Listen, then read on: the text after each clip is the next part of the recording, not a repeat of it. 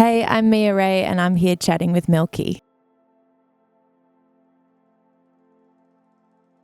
When my granddad passed away, he left this upright piano to our family, and the only place that it fit was my room. And so it was just like around, and I just started playing, and I started singing when I was like 10, and then just kind of started teaching myself piano and guitar just like off of YouTube and watching how people were like placing their hands and then just copying them. And then from there I just started writing songs, and yeah, that's it. What If was a co-write that I did in London. It was with these two boys called, their writer's name is Soap. Yeah, basically, long story short, I was in a really long relationship for about 6 or 7 years. It was the first time that I was overseas by myself in London. I got to see my life from a bird's eye kind of point of view, and I just realized that I just wasn't that happy. But the other thing that kind of turned things on its head was I met this girl a couple of weeks before leaving for this trip. It kind of just confirmed a lot of things for me, or not confirmed just because I didn't even know her, but it was more just another kind of realization maybe. And all of a sudden I was by myself overseas, and I just started writing all of these songs about simply just the idea of her.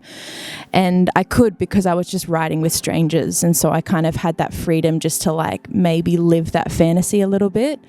And so What If is one of the songs that came from that, and it was basically just, what if it's all I ever wanted? What if, that house back home, we bought it. Yeah, I was just living in a fantasy world of kind of being my true, authentic self, and stepping out of my comfort zone. And so then when I got back home, I did end up breaking up with my partner, which was really hard and sad. But the whole, I think writing the song What If just didn't leave my head and kind of sinked, or I guess seeped into my reality. And so I did end up finding out if it was all I ever wanted, which it was.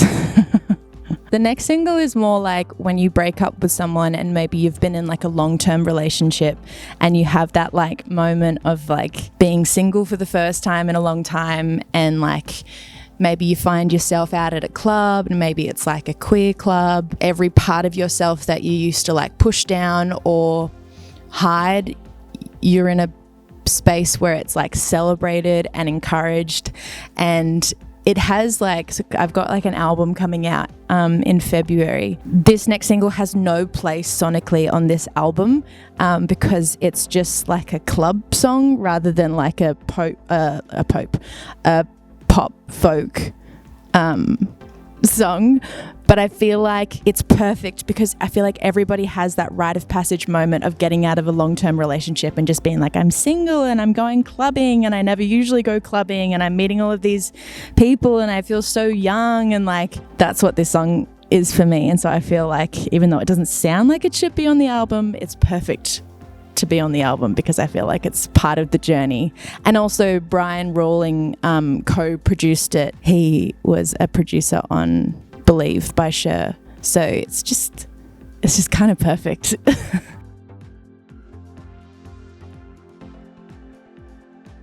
A bit weird, but also really natural at the same time. I didn't go into that session that day being I want to write something that's clubby or a little less natural. It just kind of happened, and then I didn't think that it was going to go on the album, but the more that everything kind of kept coming together, I was oh, this has to go on it, because it's just the perfect representation of what breaking up with someone feels like, and then just doing something that feels a bit out of your comfort zone but also so natural at the same time. So yeah, I don't know if other people will look that far into it, but that's how far into it I've looked. It goes, on the knife's edge, because there's something in between us. Is it revenge, or is it just some sort of genius? I like that line. I mean, it's different with every person. I feel for all of these songs that are kind of coming out, they were all all pretty much from this writing trip that I did in London, and mostly had just met them that day, these writers. And so basically, and this was like while I was in the middle of going through like this whole realization of being like, am I going to break up with my partner, and am I gay? And I've been with my partner for 7 years and I feel so comfortable with him, but I don't think that's a good thing. I don't think I want to be in my comfort zone too much. And I was just kind of like processing it, and then just talking to strangers and just unloading everything on them for like 2 hours, and then a song would come from that. So that was kind of the process for these songs. I always encourage everyone to like sing along.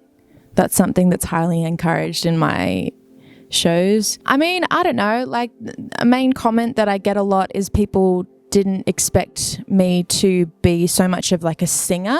I think like in a lot of my music, I don't like to kind of over sing too much because I feel like it takes away from the song or from the songwriting. I just like to keep to the melody and just like keep it pretty simple. I just really get into the singing and like really kind of let it rip in a weird way. And it gets a bit messy and I get a bit like messy and sweaty and like, I don't know if that's a good thing, but but I don't know, what can they expect? Just a good time, I think. Hopefully shed some tears, have some laughs. I don't know. It's like the whole thing. It's the only thing that fills my cup, really, is connecting with people and feeling like maybe I'm part of a community. And I feel like people that come to the shows, even if they're not musical, or, you know, it's not about if they're in bands or musically talented or if they're writing as well, it's just like everybody connects to music and everyone's kind of the same in that boat. And I just kind of like that everybody just kind of comes together for the same reason, and I'm there for the same reason they are, is just to like experience the music. And in that moment I just kind of feel like I'm the messenger. I don't feel like it is me, like they're coming to see me. I think they're just coming to like hear the thing that I get to like, I guess, I don't know, deliver. That sounds kind of religious. It's not it's not religious, but I just like, yeah.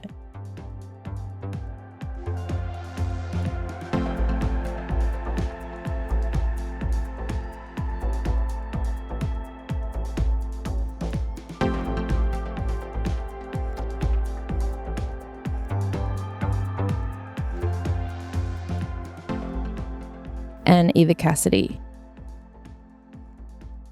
Probably Maggie Rogers. Oh, like probably just Lemonade by Beyonce, I reckon. Yeah. A lot of it is don't trip, hit that note, that, you know, that person's cute in the crowd, like they're really enjoying it, like just little kind of like thoughts like that, but mainly just kind of like, oh my God, do I really get to do this, and just really make the most of it. And I think I'm just like the whole time I'm trying to just like not take it too seriously and just have fun. I think like a lot of pressure gets built up when you're like about to get on stage, and like nerves build and you can hear like the crowd out there, but like then you kind of just get on there, and I just try and tell myself like, it's not a big deal, just have fun, and like you're just like a tiny ant on this planet, so just like have fun. Miley Cyrus. I think it was like Falling by Alicia Keys. Rihanna. And I was like front row. It was wild. Spice Girl. I think I really just would love to one day play at Royal Albert Hall. I think it's Glamorous by... Is Glamorous by Fergie? Yeah. I was like, by Black Eyed Peas or Fergie? Yeah. I've had the opportunity to like play at like very big, or not very big, but like pretty sizable venues for someone at my, I guess, status, which have all been really great. But there was this one show that I played at Black Bear Lodge in Brisbane a couple of years ago, and just, I don't know what was happening, but everybody knew the words. Something changed. I think it was actually maybe even a year ago. Something changed where people started to like actually know all of the words to the songs. And I think that was the first show where it like fully hit, and everyone was just screaming the words. And it's such a tiny venue, and maybe that's why it made more of an impression on me, because it was like right there in my face. So yeah, I think that was like a highlight. I want like Neil Young to cover one of my songs. It's so ridiculous. Globally, probably Taylor Swift, I guess. Everyone's a Taylor Swiftie. I don't know if I have advice, but I just hope that she is looking after herself and not taking anything for granted, and I don't know, putting her health first. Music is something that isn't optional. It just is. I would be doing it if I was extremely famous and hating being famous. I would still be doing it. I would be doing it if I worked at a coffee drive-through place, and it's just a part of who I am. And so I feel like extremely lucky that I get to like even just be here tonight and like play at the Enmore. Like, that's rad. Probably Fields of Gold by Eva Cassidy. I think I was maybe like 13 and I just started writing songs, and I was like, I'm going to do this.